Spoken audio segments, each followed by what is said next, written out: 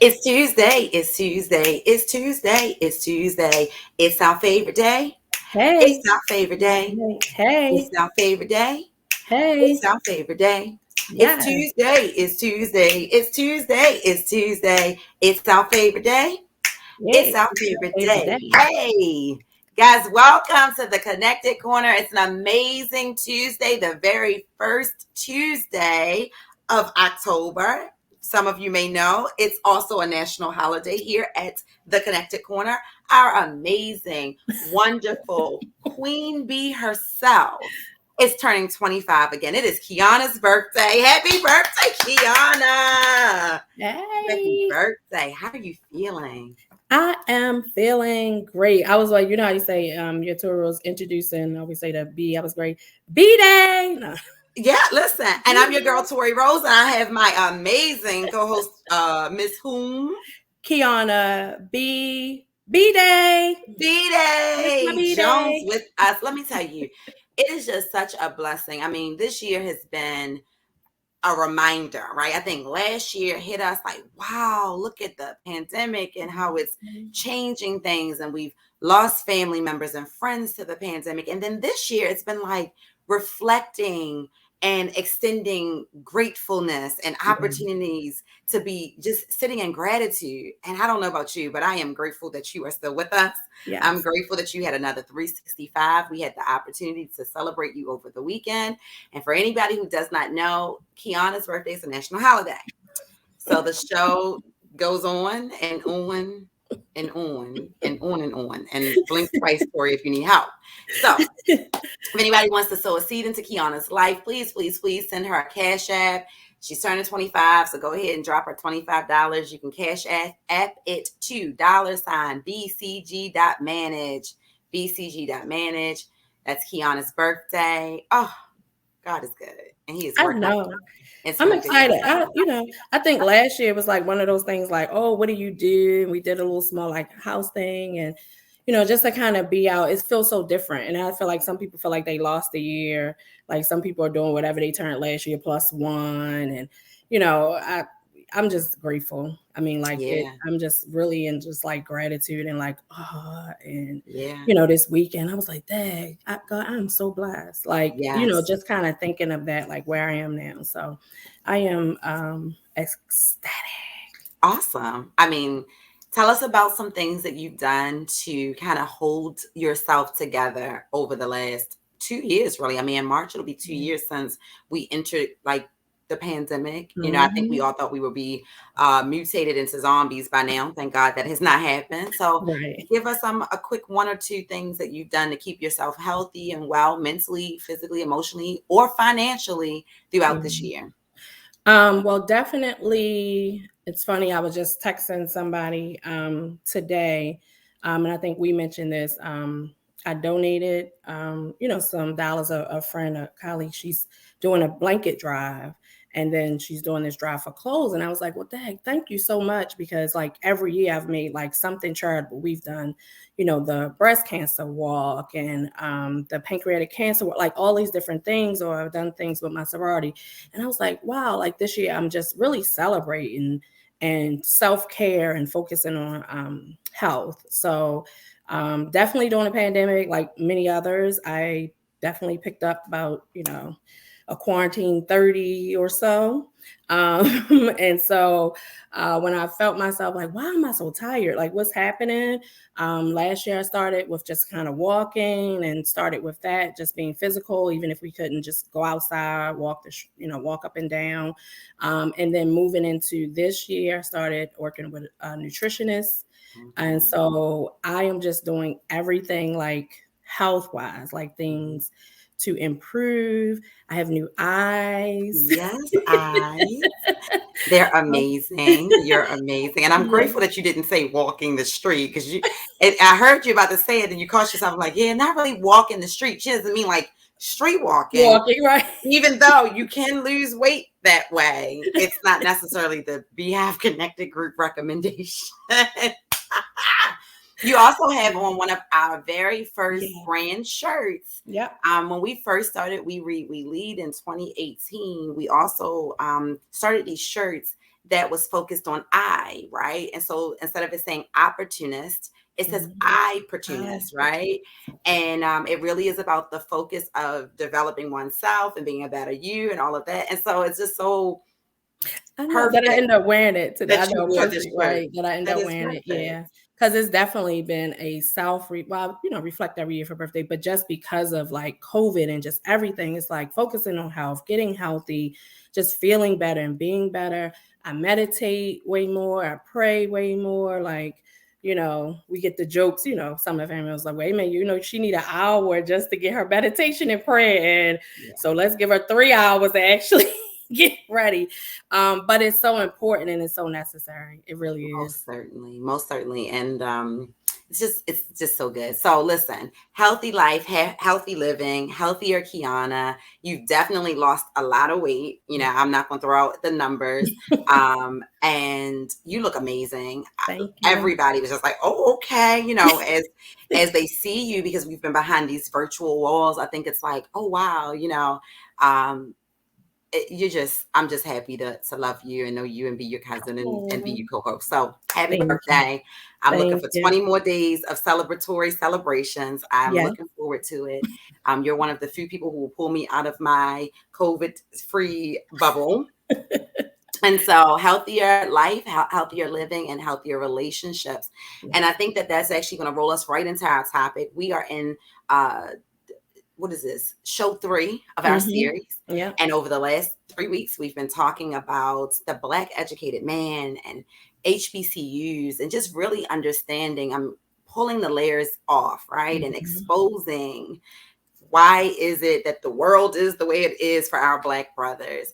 There's so many statistics that say, like Black men from prison, from, to college, school to prison pipeline, and men are not taking education seriously. And then on the flip side, you have data that says more men are going to college and Black men are getting degrees than ever before and dealing with depression and dealing with, suicidal thoughts and all of these things. And so I think that your birthday, your celebration and healthy relationships is a perfect segue into us talking with our guest tonight about HBCUs, how we can help keep our Black men healthy, how an educated Black man doesn't mean he's a stress-free Black man, right? And how we really bridge that gender gap that's happening, especially in the Black and brown community, where Black women are almost 3-to-1 graduating from high school, 4-to-1 graduating from college, undergraduate school, and then, oh my God, 6-to-1 graduating with the higher master's or PhD. Why is that? So we want to talk about how to get healthier, because I want my children to marry on their level, right? We have nieces, your daughter. I want them to be able to get a man with whatever aspirations they think they should have. And not a man that have to feel like, oh, my wife is making the bread and I'm just, cooking the butter or whatever. Because we know systemically this country has been positioning Black women to, by far, succeed our brothers. And we want our men to feel like men, regardless of what their educational level is. But we want them to have the same options that we've had. Yes, especially as mothers of sons. So, yes. Without further ado, will you introduce our amazing guest for this week? Oh, and before you do, I want to say, for anybody who's watching, let us know where you're watching from. Comment in the comment section. Are you on Facebook? Are you on YouTube? Have you subscribed? If not, what you waiting for? So go ahead and hit that subscribe button. Go to youtube.com, type in the search bar, The Connected Corner. It's phonetically spelled. No surprises, no silent K's. Go ahead and hit the Connected Corner. The Connected Corner. No silent K's. Go ahead and hit subscribe. Also hit share. Post it on your social media. Let your friends know what we're talking about. This is really where you get news and resources you can use. And it's a topic that most people don't think about. I know as a Black woman, sometimes I've dogged our brothers like, girl, he don't even have a job. Not understanding that statistically, in this great country of the Americas with a K, or 3, it's been systemically placed and positioned for it to be harder for our men. So get in the topic, get in the conversation. Let us know where you're watching from. And without further ado, Kiana, let us know who tonight's guest is. Yeah, so I am excited. We have somebody just, reading. I mean, you guys are going to get to learn more and know more. But when I was reading this gentleman's bio, I was like, oh my goodness, like, woo, this is just going to be awesome. This is going to be a great guest, great perspective. And so tonight, you guys, we have Mr. Derrick Coley with us from Bowie State University. And we are just excited to have him. He deals with legislation and the liaison for local, state, federal government issues at the university. He implements outreach and advocacy programs and plans at the university, which is extra exciting to me because I have a senior currently at Bowie State University. And so, just seeing just in the 4 years that she's been there, just the growth of the university. So I'm excited to bring to you, without further ado, Mr. Derrick Coley. Hey. Hello, ladies. How are you all today? Thank you so much for joining us. I mean, you just, like I said, we'll get into all the different things that you are doing or have done, and just being a part of government relations at Bowie State, yes, working out of the president's office. I mean, that in itself, I was like, ooh, and then I said, well, I'm going to be on here tonight with two government and history and political and policy people. So y'all, I'm going to bring the fun tonight. Okay. We'll keep it light. Yeah. I have a whole encyclopedia. You're telling me I can't read this word by word tonight? Is that what you're telling me? But it's important. It's important. I think people don't realize how much of those things impact everything that they do. And of course, I've learned this over the last couple of years because I try to make everything about business, right. And I'm a numbers person. But then being a part of politics more the last 4 or 5 years, I've worked on like 3 to 4 campaigns. I'm like, wow, nobody told me this. Like, why didn't they present it this way in school? They make government and all those things so boring. And then when you come out in the world, you realize y'all really should have told us more about this. Like, we needed to know these things. And so I'm excited to have you to bring that perspective to our viewers. Kiana and Tori, thank you for inviting me tonight. And Kiana, to your point, I've been telling colleagues and others, we are in the third Reconstruction period in this country. January 6th, that was a clear indication of how important the vote was, because some folk, in fact, became woke. And they said, I can't believe, in fact, that President Joe Biden did win. To your point, in terms of the right to vote, after the Civil War, when African Americans were freed and they exercised their right to vote, Southern states realized the population numbers and one man, one vote, one ballot, 1-to-1 was very powerful. And in fact, that began the first Reconstruction period with respect to them taking our rights in terms of disenfranchisement and the right to vote away from us. Most certainly. And it's amazing that you started with Reconstruction, because most people, as Kiana said, don't have the desire really to learn about history and to go back. You hear 1800s and they feel like, oh my God, why do I need to know that? Right. But they're not understanding that we're really living in the aftermath and the ramifications of those decisions of the framers of this country. It's only getting worse because we're getting more and more disconnected from the process. As you talked about Reconstruction, it marked the beginning of what we know now is the civil rights movement, civil rights era, and those types of things. And so tell us a little bit about your foundation. So that's the foundation of the country, your foundation. Tell us a little bit more about your K-12 education. And did you have teachers that looked like you? Did you have Black male teachers? So it was a very interesting question, because most of my teachers were African-American female initially, and also white females. I did not have an African-American male teacher until high school. And in fact, that class was chemistry.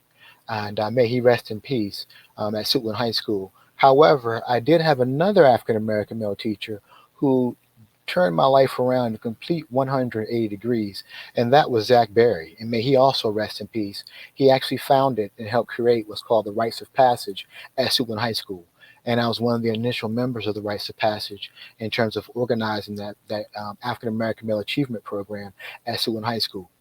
I was one of those young men who had 1 foot in, 1 foot out, always kind of hanging out, with the guys I grew up with in Capitol Heights and Suitland, the shady side. And Zach Berry looked at me one day and said, Derrick, you really have a lot of potential. You need to look at life a little differently. And he really pressed me. I remember I missed a meeting, and he said, where were you yesterday evening? And I basically was hanging out. And he said, you can't be a part of this organization and not being committed. And that's what kind of turned me around with respect to being committed to a cause and being focused on African American male achievement and being an example for other students in the school. Wow, that is so good. And you saying that, one of the things I, wrote down, mentorship. I'm hearing, programs and mentorship really makes a difference. And we know that even now, which is needed. And so as we think about that, why do you think there isn't an abundance of Black male educators? And, what are some of the things, like when I think about mentorship, maybe now pushing some of those male mentorship programs, pushing them into education. But outside of that, why do you think currently we don't have that abundance of Black male educators? Kiana and Tori, that's a very good question, because I'm sitting here right now thinking about my immediate circle of friends. And I know that a lot of my friends with my family don't talk about their sons becoming educators. And so we have to start at a younger age with respect to some of our children within our own families and kind of pushing education as a viable occupation and a career. But more importantly, say, for example, a student does, because I'm at the university now. Say, for example, an African American male student does want to become an educator. Say he's a science major, arts major, history major, or even a mathematics major. He may want to take on the exams and things of that nature. The barriers to entry to take those classes to study, similar to the SAT, are very expensive. And also the actual exam cost to sit in the chair to even take the exam is a barrier to entry. And so even if an African American male does get past the exam feature and become certified, while national standards and state standards are important, once he gets in the classroom or particular school, oftentimes a lot of African American male teachers then become disciplinarians and become patrol leaders in terms of those children who are in detention. And if all you want to do is teach arts, history, government, science, math, you don't want to be saddled down with a second duties as described with respect to those children who are at risk. And so then I'm that young man who's an educator, African American male educator. I then go home for Thanksgiving. I go home for Christmas. I'm in the backyard barbecues. I'm at the fish fries. What am I telling my young cousins and nieces and nephews who are looking up to me? You don't want to become a teacher. I'm about to change careers. I'm burnt out and I'm tired. So there are some things within our school systems that have to be addressed from a policy standpoint in terms of adding on another layer, another burden to these African American male teachers, in terms of making them sit and watch kids in detention or actually become those quote unquote vice principals who are in charge of those at-risk youth and things of that nature as well. We have to talk about the real issues here. But more importantly, Dr. Ivory Tolson talks about the positives in education. And one of the paradigm shifts we have to look at as African Americans is reclaiming our legacy. African American educators in particular came out of the church. We came out of mosque years ago. We must reclaim that legacy, because in the traditional constructs of a school system, I understand those numbers. However, there are hundreds of thousands of African American men across this country who are not counted in that statistic. If Dr. Tolson was on the call, with respect to being educators in a non-traditional sense. You also have African American men who are scout leaders, who teach life skills and those things. Also African American men who do community service projects and teach at community centers across this country. In my humble opinion, we need to count those men as well, because they in fact are doing a great public good and a great public service, being quote unquote non-traditional educators who may not be certified by state or national standards, but nonetheless are preventing that youth and that child from picking up a gun, picking up a pipe to smoke crack and things of that nature, or even distributing drugs. Those men are standing in the gap and living legacies in our communities today. Listen, you just dropped mics. I feel like we could just end the show. I mean, Right. mics being dropped. Social media and the focus on the baller, the man with all of this money, that's a womanizer, and all of this stuff has shifted how we see and how our children see the Black man. And oftentimes when we're talking about repairing the image of the Black man, we're talking about from a husband standpoint, a father standpoint. I was a young lady who I mentor was sharing with me. She's reading a book called The African American Male, A Dying Breed. It's like how to fix the American husband or something like that, the fix. And I said, but our men aren't broken. The system is. And I love what you're saying. Yes, we could look and pick apart any specific person. Black men are not the only men who leave families. Black men are not the only men who are incarcerated. Amen. But Amen. the focus of reprogramming our children who used to be extremely proud to be in little suits and going to school very well polished, we have to reprogram them. I'm sorry. Whew, you got me excited. Okay, let me pull it in. Tori, you're hitting the nail on the head. We have to reclaim our own legacy within our communities and within our families. If everyone believes the news, then we won't see anything else. And we all know here on this podcast tonight that the news is not accurate, especially as it relates to the African American community. It doesn't talk about the millions of dollars in scholarship opportunities that some of our children are receiving throughout school districts throughout this nation to go up on the ladder rung and go further than their parents have ever gone. So Tori, to your point, in terms of fixing what's broken, it's not about being broken. It's about doubling down and increasing our efforts and our energy and girding ourselves, because we are under the constructs after George Floyd and Black Lives Matter movement. We all knew about racial discrimination, but to see that man die live television in our eyes, I think psychologically it broke a lot of African Americans down, and it just was the unbearable truth that we are still where we are in terms of our existence and our sojourn in this country. Most certainly. And this false sense of us being powerless. And it's unfortunate because we see the emergence of the have and the have-nots and these power shifts. And we have to understand that it really came together, strength in numbers, that we're the most powerful race in this country. We're just the most divided. That's something that Dr. Lewis, and I don't know if he's still at Bowie, but I am a Bowie State graduate. So it's, you and the topic is so near and dear to my heart. But Dr. Lewis would always ask me a couple of questions, and he would say, who put the strategy in place and who benefits from it? And now here I am all of these years later, working on my master's again and again and again, but this time I'm going to finish it, right? Working on my master's in educational leadership with a focus on public policy. And I'm looking and I'm asking myself, who's benefiting? And oftentimes the policies, even if they're passed and created or introduced by African Americans, we are not benefiting from them because the people who are at the top of the rung, who are puppeteering, the Geppettos, have a Black face in front of the policy, but it's not benefiting Black people. So I went to Bowie. Bowie shaped who I am. I have a degree in history and government, political science, because of my experience at Bowie. Derrick, what college did you go to? And if it was a HBCU, why did you choose that school? I did not go to an HBCU initially. I went to North Carolina State University, which is a predominantly white institution. And here's a strange thing about my attendance at North Carolina State. Although I did apply to North Carolina A&T, but I had a high school sweetheart. My mom and dad were like, "Oh no, you cannot be that close in Greensboro together unsupervised." So I ended up moving to Raleigh and North Carolina State University. But Tori and Kiana, all of my mentors, all of the men and women whose shoulders I stand on to this day went to HBCUs, Claflin College, South Carolina State University, Virginia Union, Benedict College. I mean, all of my mentors in my life came through that legacy of the HBCU experience. So when the opportunity came to serve in the capacity that I am at Bowie State University, I already had a natural instinct and affinity for what the HBCU experience meant and what the legacy was. So when I came through the door, there was no question in my mind and there was no doubt about what I was committed to do, what I had to do, and the mission that was before me. I walked in, I sat in my office, and I literally said a prayer one day, and I said, if Harriet Tubman can free over 500 slaves, I can help over 500 plus students at this HBCU. So I committed myself.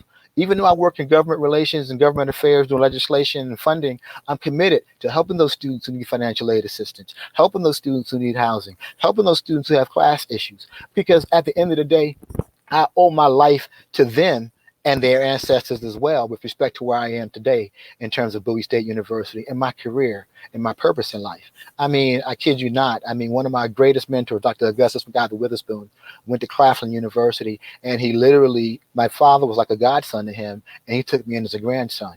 And he literally walked and talked with me for 2.5 years, educating me about, listen, while you're in this environment, you also owe a debt of gratitude to individuals like myself who are able to be in this environment because of HBCUs. Because had it not been for Claflin University, he wouldn't have become the faculty member, the professor he was at NC State.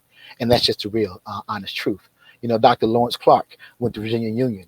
I mean, he and I spent many weekends together between Raleigh, North Carolina, and Danville, Virginia. And he showed me the vision of how a man can take his mind in his hands and create an actual African-American retreat called Beacon Ridge. And I was there helping to build that retreat with my hands doing installation and carpentry and other things with him at that actual retreat. And I'm 17, 18 years old. And it just turned my life around to understand and see that here are these men who are committed to a legacy. And the HBCU experience laid that foundation for them and their communities and so forth. I love, and we, sometimes we'll get to the key question, but, that legacy, I'm using that term, and I think really people understanding what that means. And so we've talked about that before on shows. And so just you guys understanding, hearing that, we want to hear from you. What does that word, Mr. Coley has used it several times in talking about our legacy in our community, our families. What does that mean? Because I think some of what we've lost, that we don't think we have legacy, nor do we think that we still have the responsibility to continue to build a legacy. Mm-hmm. And so I love that you're using that. And I just everybody, hey, tell us, in the comments, what does legacy mean to you? What do you know anything about your legacy? And what are you doing to continue, increase, or build it from here now for you and your children and grandchildren? So thank you so much for that. I was like, oh, he keeps saying, I'm like, I want everybody to get it, like really hear that because it's important. You mentioned going to predominantly white school. We know, just period out here, just dealing with, the racial issues and things of that nature. As a Black student a Black male in particular, going to a predominantly white university, did you find it easy? Did you encounter, the racialized things that we know are in education? Did you experience any of that? That is a very good question. I did. And it was a huge adjustment coming out of Prince George's County, Maryland, where, as part of the majority population, even my school, Sewell High School, we were like 85% African-American, 90% African-American when I graduated. And then going to Raleigh, North Carolina was a huge adjustment. But, let me just say, I had the opportunity to actually get an internship my freshman summer. And I worked in a research lab in plant physiology under a faculty member at the time named Dr. Deborah Neer. And she's at the University of Vermont right now. I'm doing her research, still working. Dr. Neer was amazing in terms of allowing me to settle in and be myself and be smart and be cool. Oftentimes as African-American males, we don't want people to know how smart we really are. Not to say we dumb ourselves down, but we don't tell the full truth in terms of what we know and how effective we are in terms of our logic skills and our process and our thinking. And that's unfortunate because society has put that on us. Because as you mentioned earlier, Tori, with respect to the baller and all these social stereotypes that we have to live up to, it's like, no. You can be articulate, you can be smart, you can just be yourself and just have a good time. And Dr. Deborah Neer's lab that summer, there was a graduate assistant named Steve Peck. He and I worked, and just the ability to work on insects. I couldn't believe the fact that I was getting paid to collect insects on farm ponds in North Carolina and actually document and catalog bugs. I mean, at the end of the day, it was research on insects and bugs and to count them. And that just opened my eyes to the connectivity of how important science is with respect to our food chain and everything that we touch in terms of food production and what we eat and pesticides and herbicides and our living environment. And that changed my life with respect to my focus and my major as well, because traditionally I'm a biological scientist by training with the focus on environment and environmental studies and so forth. However, I do government relations and politics and policy and so forth. But to your point, it did turn. I did. It was an adjustment change, and I had to open my mind. And if I can say anything to young brothers out there today, keep an open mind. I mean, advice is free, but I did not realize how important that advice was, because if you have a narrow construct of thinking and you don't have the ability to actually listen and turn the coin around and ask yourself, did I really hear that person right, or am I being emotional and overthinking what they're saying or what they're doing? Slow down and stop and keep an open mind about the process, and actually take your time through such situations before you jump to conclusions. And that actually allowed me to kind of readjust and refocus and actually enjoy my college experience. Even though there were still challenges in terms of racial discrimination, I was able to mitigate and overcome those hurdles and so forth. That's just so powerful. And what's interesting is when we have these conversations, we get to really pull back the layers and get to know our guests so much more. And we get to see so many commonalities. And so as a child, I wanted to be an entomologist. I was into bugs. I like bugs. But this is what's interesting in Black households. We are politicized from birth, right? Black households are the most stringent households to be raised in. We are traumatized about certain things that other children can go out in the backyard and play and pick up insects. I can't tell you how many times my grandfather would throw stuff away, say, "Ew, this is dirty. This is nasty. What are you doing? Don't play with these bugs. Why are you doing this?" And it was this, it's almost a microaggression, a racialized microaggression. You have to be seen as clean and you have to be seen as upright in the eyes of the world. And playing with bugs meant you were dirty. Yes. And it was literally over the summer just passed, I was reading something about how slaves, as they were running away, they understood how the moss grew on trees, and they understood what bugs grew in certain areas or lived in certain areas. And they knew if they were on the right paths by the trees, by the bugs, by the stars. We have been given by the greatest source, by the God source, all that we need to survive as a people. And unfortunately, we've been programmed to be clean and to be upright and to be all of these things. And in so much so, we've lost who we are naturally, And so here at the Connected Corner, we focus and we strive to give our audience news and resources they can use. We strive to have crucial conversations that maybe even ouch and step on your toes. But if it hurts your toes to open your nose, then we're willing to do it. So for anybody watching, please make sure you are following us on YouTube, on Facebook, Instagram. We are the Connected Corner. Subscribe to our channel, hit that button so you can be notified when we go live, and also share, because this is a good topic and we don't want to leave you out. So Derrick, we've talked about some things. Let's really get to the root. I know you do a lot of legislative work. We've cut a rug at a couple of legislative events, and those things are nice. Just to be honest, before politics, I never attended because I felt like at times they could be check boxes. Right. And I don't like to just go to things and wear a dress and check a box, pay my $150 and say that I did something for the cause when I could be actually doing something for the cause. Right. But it is important for us to gather, and it's important for us as like-minded individuals to come together and dialogue. And so what policy changes and policy initiatives are needed to really support Black males in HBCUs and in college overall? When I think about this, and it's very important and critical, what I see, because I also, ladies, attend college fairs as a volunteer to kind of help shepherd students through. And what I've heard since 1998, when I graduated and I began doing college fairs, was that a counselor did not tell me. And by and large, we still have a huge population of first generation college bound.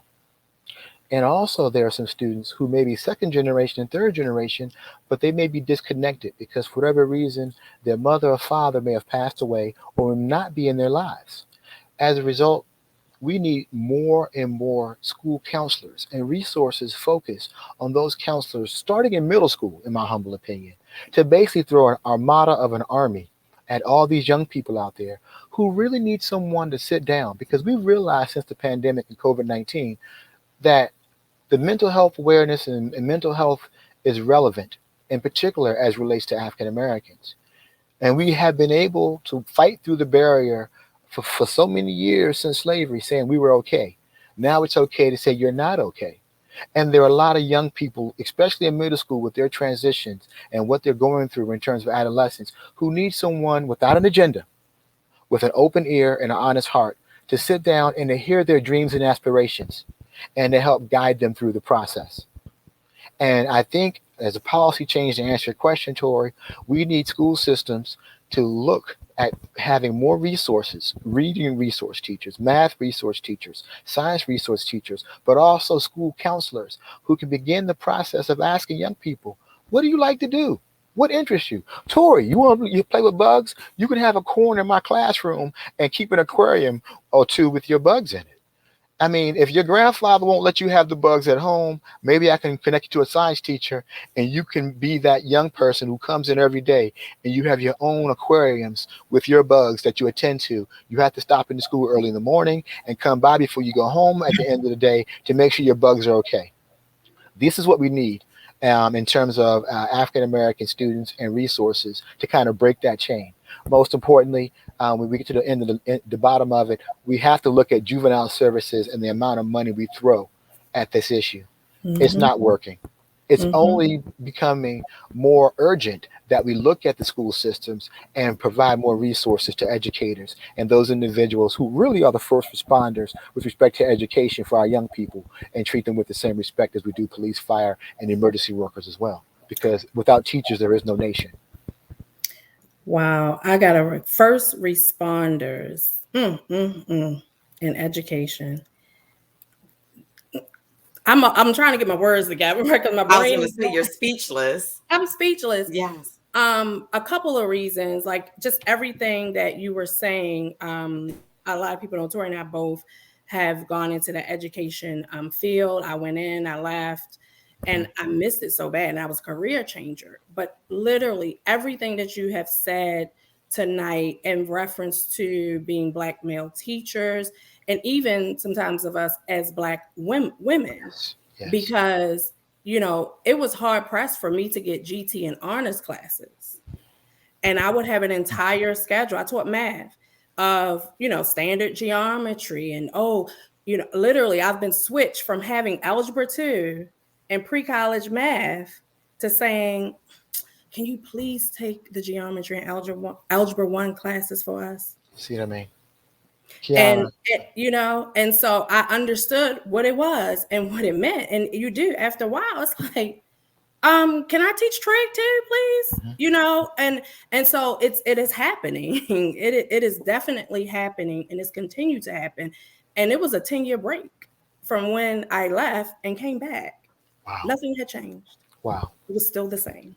See what I mean? So, it really is disheartening. But the first responder piece, I'm now, not in education again and back in, the nonprofit world, but I'm dealing with that first responders and an emergency preparedness way. So it was just so interesting to now take what I'm doing back in this, grant and nonprofit world, and literally saying that and thinking about our teachers like that. They're the first line of defense and first responders. So thank you. That it just came full circle into perspective for me. I just looked, Tori's laughing because I was like, oh my goodness, you just brought it all back. Oh yeah. And I'm sitting here, took a note. I'm like, you're not gonna get me to go back to school. I'm not going back to school for counseling. I saw her brain, and I'm like, okay, maybe that's how I'll go back the next time, but it is needed. It is, because I think some of us as teachers, we end up being the counselor, and exactly what you said. It's like, well, I didn't know. But thank you so much. I mean, are you guys getting this? I know we have a lot of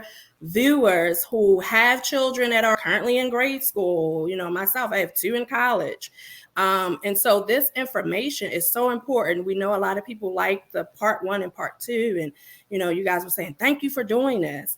I mean, it's just going to get richer and richer. So make sure that you keep watching, keep following, and subscribe, because it's just going to get better. And this is information, of course, that you all can use. Students, you have students, you're going to have students. We all have to go through this matriculation process through school. And so this is just such good information for everyone. So make sure you guys subscribe.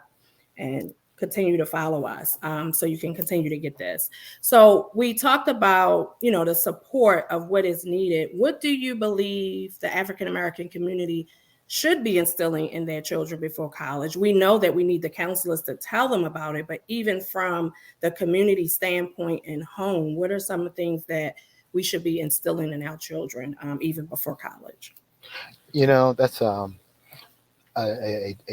thought that I have over and over again, because even at Bowie State University, over 60% of our students is Pell Grant eligible, which is, a socioeconomic status where they need as much financial assistance, if not all financial assistance, to attend the university. And, early on, I think a lot of families should begin having the discussion, because let me be clear. I realize college and universities are not for everybody. I actually have a trade in landscape horticulture where I do yard work, basically. And I did that to pay for my tuition and undergrad, and continued doing that until I began having a family. I didn't have enough time. But by and large, there are some of those among us, and families should have a serious conversation to say, if you don't want to go to college or university, my mom asked me this question as a single parent, what do you want to do then? And I had to pause and really think about it. And families should begin having conversations to ask their young people to say, hey, what is it that you really want to do? And ask questions of church members. If not attending church or a faith-based institution or a mosque, then ask neighbors. I've had students, Kiana and Tori, walk into my office and said, my grandmother wanted me to come talk to you. She attends church at such and such and such and such, and she knows one of the deaconesses there, and I have no idea who that deaconess is. But they showed up in my office at Bowie State University to ask questions, to try to find financial aid or internship assistance. And families, you have to ask questions of those around you. Oftentimes, I'll tell you the real heartbreak as well, even in my own family. I'll open myself up for them to ask me questions, and they won't ask. And part of it, I don't understand why. I don't know if it's just an embarrassment, but I'm not there to embarrass my family. And I want African Americans across this radio station and this blog podcast to understand that you need to ask for help. If you don't know, you don't know. And you need to find, I'm not going to get religious, but in Matthew 7:7, it says, seek ye shall find, knock and the door shall be open, ask and it shall be given. And at the end of the day, again, you have to be in a position where you say to yourself, I don't have all the answers. And I've told students, I'm not certain, but let me go find an answer for you. I don't sit there and pretend. And families, we all have to come together, whether distance or close cousins, and begin to talk and have a conversation. It's more than basketball. It's more than Miami. It's more than getting lit and getting turned. And it's more than, all this stuff that we do talk about and look at social media as, influencers of, Fashion Nova and all this other stuff. There's a lot more to living. And we're not living, we're just surviving. And Dr. Clark, one of my mentors, looked at me one day and he said, listen, slow down. You're doing a lot of surviving, but you're not living. Slow down and actually live and be strategic about what you're trying to accomplish and what your purpose is in life. Ask your family members or your neighbors or somebody. I had a neighbor stop me at a gas station recently and said, there's a young man in our neighborhood you don't know about, but he's over at Bowie. He came and talked to me. And you know what? I looked at myself and I said, you know what? You just never know where people are in life. Yeah, that's huge. I mean, you've said so much. I want to give a shout out to Diamond K, who is our media and radio partner. And he is a producer. Most people know Diamond K as the club music maker and all of this. He is so intelligent. He's muy inteligente. He always is having critical conversations about public policy and changes that are necessary for our people and the advancement of African Americans and minoritized and marginalized communities. Brilliant mind. So I want to give a shout out to him because he has also helped us frame our show. But unfortunately, most people only know him as it's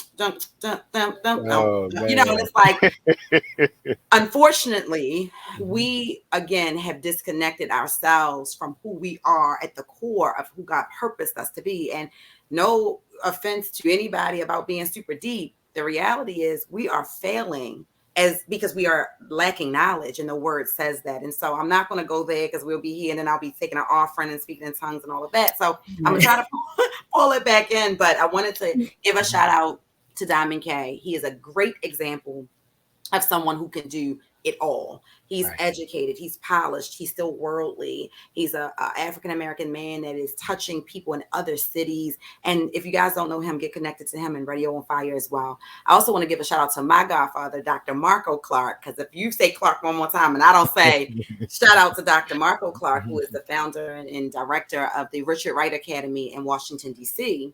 I need to just shout him out because I was 13 years old when he and Tracy Morton became my godparents. And the first thing he said to me is, excuses are what? Monuments. Dime a dozen. Oh, okay. Say that and again. They build bridges to nowhere. So he was grooming me. I'm not even a boy. I'm the son he never had, right? He was grooming me to understand that the only thing that was going to stand in my way was me.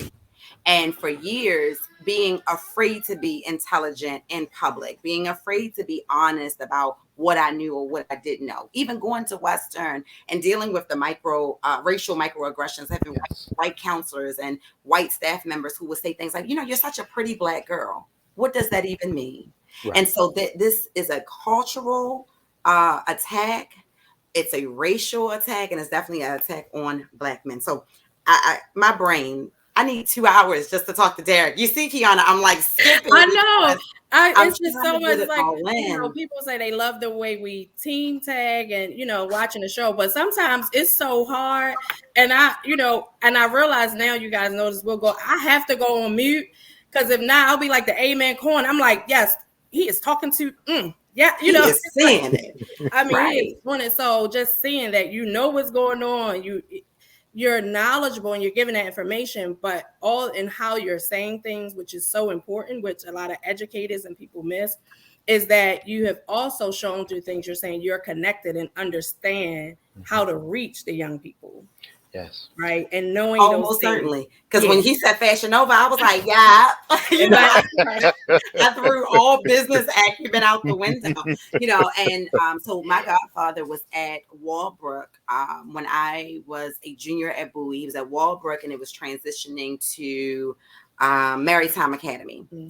And he is truly Joe Clark reincarnated. And so he allowed me to meet a Delta and get under her wing and come into the classroom. And I'm sorry, I got some background noise. My son is doing some studying, so he's in the background. But anyway, so I wanted to be an educator then, but I fell into the trap of, am I going to make enough money? Some of the things that you've said, especially about the barbecue burnout, Kiana being my bigger cousin, Kiana is 9 years older than me. So if she's 25, I'm like 16. And she taught me that as an educator, I have to first be whole before I can pour into my students. So a lot of times when people say, y'all stepped out of the classroom again, yes, because my children, my kiddos, my students deserve a whole version of me. And so that means I have to step out of the classroom to go do something else, to hit the reset button, to learn, to grow, to stretch, to build capacity, and then come back and teach for another few years. That's what I'm going to do. And so I wanted to just piggyback on that because I was not only one of the youngest people in my department as a history and government teacher, I was the only Black person in the department outside of our chair. And representation was so important because in the school when I changed to come into education, the school was historically all white. It's now being flooded, and that's what the white teachers would say to me. It's being flooded like these are roaches. Yes. So we have to be careful of what teachers are saying about our children. It's being flooded like it is a rat infestation of diversity, and so the challenges that we face, guys, the reason we're having these topics is because we have to wake up and we have to step up. If you have a degree, if you have a content area or a subject that you love, that you would just talk about for free, and you also don't like what you're currently doing, go and see what they're paying in the local schools. Go teach, go mentor, figure out how you can pour into somebody else, even if it's just for a year or two. There is no mismanagement, and it's not in vain. When I taught for 3 years, right, because of COVID, and I stepped out of the classroom, or 2 years because of COVID, stepped out of the classroom, but my students are still calling me today. They're still reaching out. Because all it takes is for you to be there to help them, to love on them, to listen to them, to guide them, for them to say, oh, that's my teacher for life. it doesn't have to be a 20-year career that burns you out and leaves you rusty and dusty. So we're going to have you back. There's no other way of saying it, because I got all these notes and I'm typing all this stuff and I'm not going to be able to say it all. So before we get into key questions, I want to ask this one question, and then I want to shift to Key's questions, and then we'll let you go to your family. How can we continue to advance the mission of HBCUs? That's it's a self-fulfilling prophecy at this point, because the Black Lives Matters movement has literally took a match to gasoline. Our enrollment at Bowie State University, Morgan State, UMES, Coppin is through the roof across all 4 HBCUs in Maryland. And that in of itself is not enough, because we also need more federal funding with respect to research infrastructure on our campuses. For far too long, there have been great ideas that may have died on the vine because of equipment needs at HBCUs and the fact that we did not have enough money. And we could have been like Percy Julian, Charles Drew, and others throughout history, making huge monumental discoveries. Even George Washington Carver, Little Tuskegee Institute back in the day, when no colleges across the country had money, with all those things he did with a peanut. Could you imagine where we could be today if the federal government invested in HBCUs?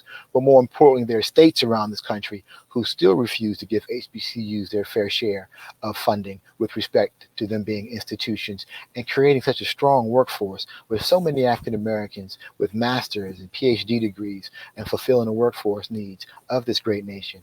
And still, for whatever reason, they're not ponying up what should be attributed with respect to the research dollars they need for infrastructure. So to answer your question, Tori, we need as much money as possible regarding research dollars to build the infrastructure on our campuses, but not just our campuses, around our campuses as well, because if you look at a lot of HBCUs, they're in areas that need an economic whirlwind to take place, to set them on fire, to be even stronger economic engines. Because if we're doing a lot with a little, imagine what we can do with a lot, in a sense. So, we just need funding and continued commitment, because there are billions of dollars that come out of federal agencies in our nation that go to other institutions.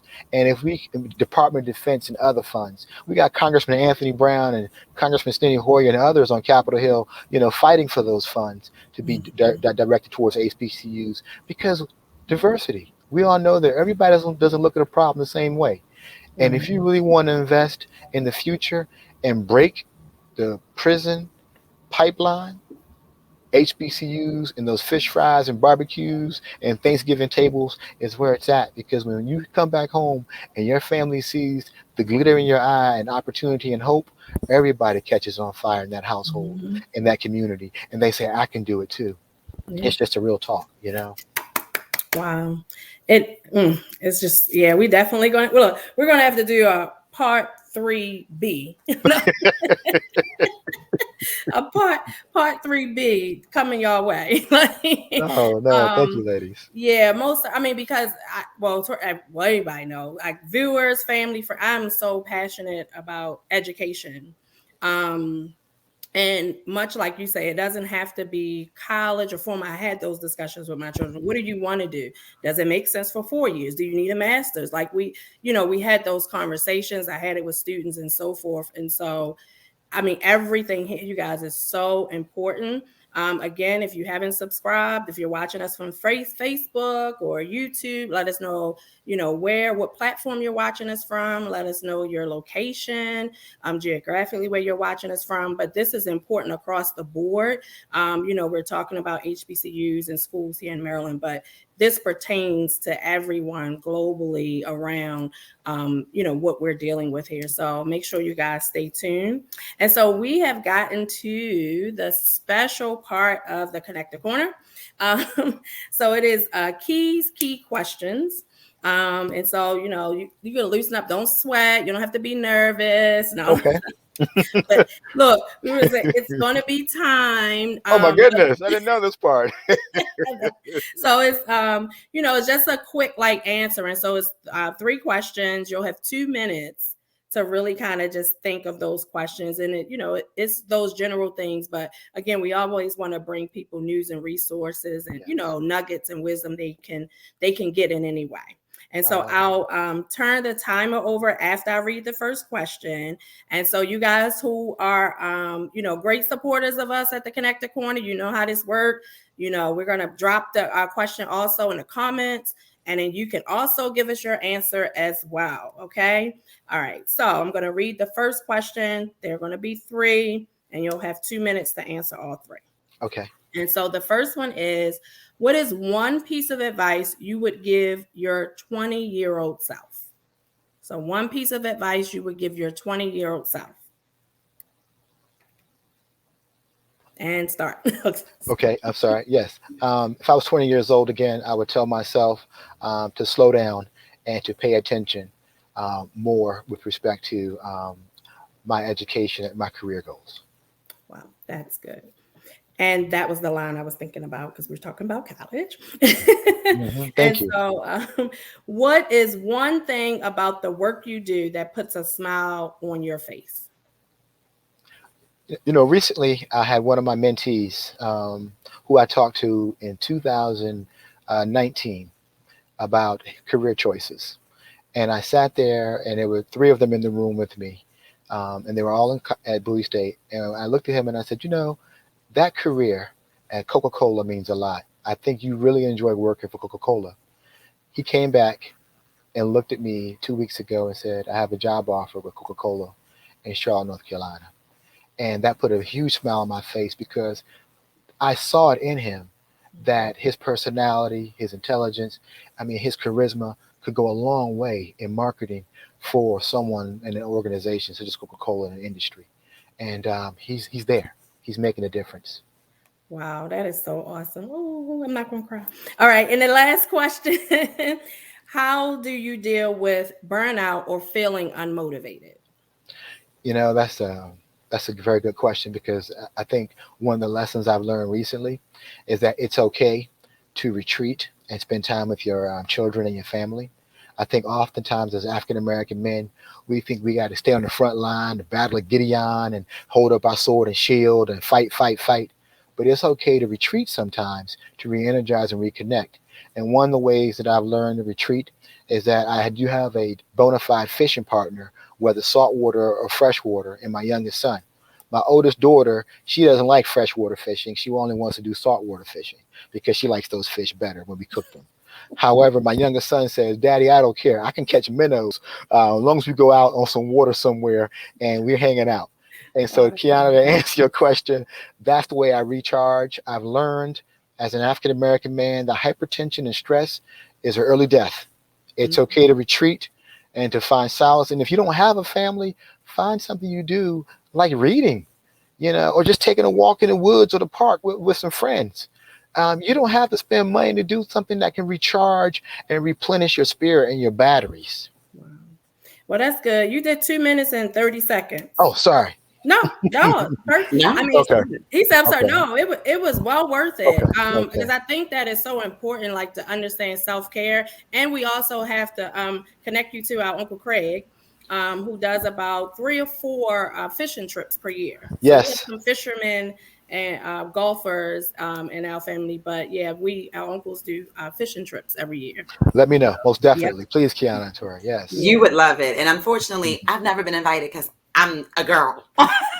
So the girls don't get to come. But it's so needed. And I think sometimes as a female, as a woman, we think we're supposed to be just invited to everything all the time. That is a sacred space, and you guys need that. Listen, this has been a dynamic conversation. I know I've been told before that I'm too racially focused and all of that stuff. You're not ever too racially focused when inequity and inequality still exist. We've been doing a study in my master's program of a high school called Riverview High School, and you guys Google the school, you can check it out. There's so much statistics there. If you do not believe that segregation is still alive and well, take a moment and think about who teaches your children. Close your eyes and think about a teacher. When you think of teachers, more than likely you think of white and you think of woman. And so segregation is so happening every day. It's still happening. And we have so much more work to do. These conversations are needed. They're critical. Take something from it. Derrick, you have been a beacon And we Dr. are Thank forever you. grateful. We thank you so much. We know that statistically, Black boys are usually at the bottom of a lot of the different categories. And when we're talking about measuring educational attainment, when we're talking about what's considered risk, what is actually an at-risk youth, right? We use those words all the time.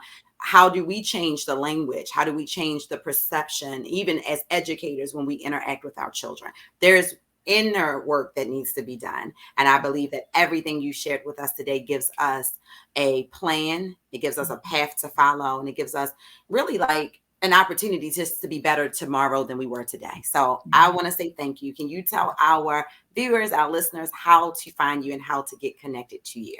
Well, I'm at Bowie State University. I'm not very hard to find. You ask anyone where Derrick Coley is on campus. I try to talk to a lot of people to just help everybody there on campus, make myself known. Also, I'm on Twitter at Coley Derrick on Twitter, and I'm also on Facebook under my name, Derrick Coley, on Facebook as well. So please reach out to me if you like to. And Tori and Kiana, if I also may want to have the opportunity to say, I also want to thank my current mentors in my life, Dr. Sean Coleman at Bowie State University, Dr. Wilbur Parker, also Dr. Julius Davis, and others who are leading the charge with respect to African American male educators and reclaiming our rightful place in terms of educating our own communities and building ourselves. Awesome. Thank you. Thank you. Is Dr. Don Kaya still at Bowie? What department is that? That doesn't ring a bell. Admissions registration, I think. No, no, no, Okay. no, it doesn't ring a I bell. have to find him. I owe him an eternal thank you. And we are going to talk to Dr. Julius Davis. We are excited he'll be on the show. But Dr. Kaya at Bowie, I was at a pivotal crossroads where I almost walked away from my own undergraduate Wow. education. And not only did he call my family to help me resolve an issue, he knocked on my mother's door. Yes. And so when we talk about getting things done, our men get things done. So I just want to shout out to your mentors, everyone who's poured into you, and especially those individuals from Bowie State. Bowie's a great place. Everybody go to Bowie State. Woo! Okay, I'm sorry. Go ahead, Kiana. I have to give it up. I have wait. I didn't even say how to find me. I'm Tori Rose. Find me by email. Just email me at connect2tori@gmail.com. I'm sorry. Go ahead. No, honestly, we hold up our little sign. Thank you. Thank you. I mean, this has been awesome. And like Tori said, I do concur with her to bringing you back. Also, like I said, I love Bowie. It's an extension of my HBCU family. I want to give a shout out to my Eagles at Coppin. Okay. As well. But my daughter loves it. Like initially she was going to go there and then transfer to Johnson & Wales in Miami. I mean, how do you compete with going to school in Miami? But then I said, well, just go for the semester. And, if you want to transfer, you can transfer. And then she was like, no, I don't want to go. And That's a smart choice. Yeah. And look where she is now. She's in a sweet spot. Oh my goodness. I mean, she has grown. I mean, she's doing Bowie Women in Business, the Entrepreneur Club. I mean, I have just seen her just blossom and just all of those things. So I know the value of HBCU and what it can do. I think it really gives our children identity, and they are just proud of who they are. And so I do appreciate that. So thank you for joining us, you guys. Look, we got a part 4 and 5 and 6 coming, and we're going to bring Derrick Coley back for part 3B. We're serious. Like, there's so much great information here, but you guys stay tuned to get the rest of this series. We're talking about Black educated men in America, the value of higher education, the hurdles and the things that, they have to go through. And if you have men, young men in school, definitely let everybody know. Come back next Tuesday. We're going to continue this series, and make sure you subscribe and follow us. And you can find me, Kiana B. Jones, on all social media platforms. So thank you guys for tuning in to Connect the Corner. Thank you. And y'all can drop all your happy birthdays in the comments. Thank you. Thank you, guys. See you next Tuesday. Peace. Thank you. Thank you, ladies.